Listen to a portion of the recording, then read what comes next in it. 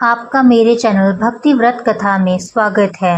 रोहिणी व्रत को लेकर मान्यता प्रचलित है कि जो भी व्यक्ति इस व्रत को पूरी श्रद्धा से करता है उसके जीवन से सभी कष्ट दूर होते हैं और उसे मोक्ष की प्राप्ति होती है। मान्यताओं के अनुसार इस व्रत को करने से महिलाओं को अखंड सौभाग्य की प्राप्ति हो सकती है। आइए जानते हैं रोहिणी व्रत की कथा।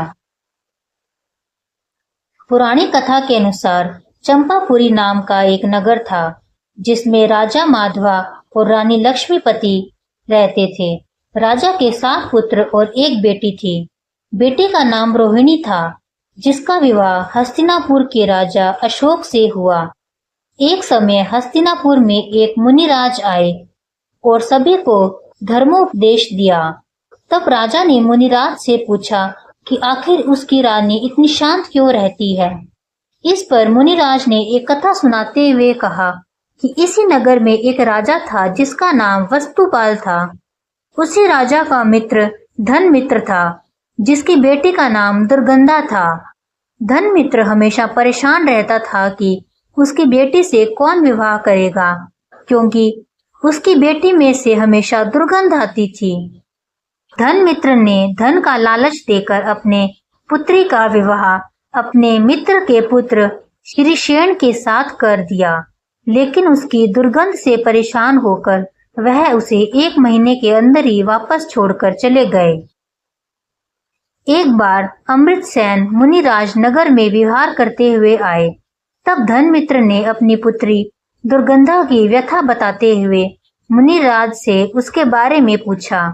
तब उन्होंने कहा कि गिरनार पर्वत के पास एक नगर था जहां राजा भूपाल का राज्य था। उसकी रानी का नाम सिद्धूमती था। एक दिन राजा अपनी रानी के साथ वन क्रीड़ा कर रहे थे। तभी रास्ते में उन्होंने मुनिराज को देखा।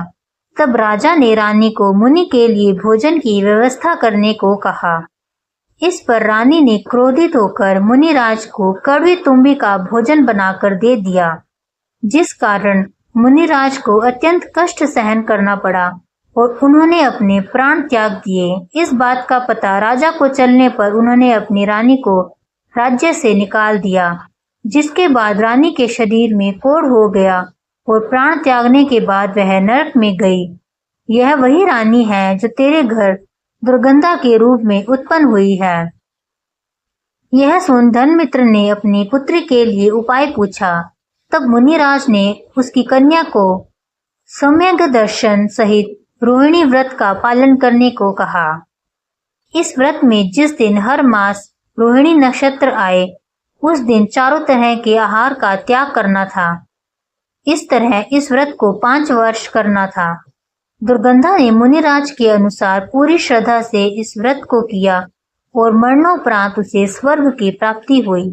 अगले जन्म में दुर्गंधा की अशोक की रानी बनी।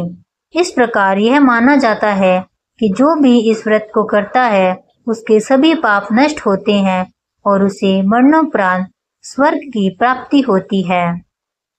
आपको यह आज की कथा कैसी लगी कमेंट्स बॉक्स में जरूर बताना और मेरे चैनल को लाइक सब्सक्राइब करना ना भूलें।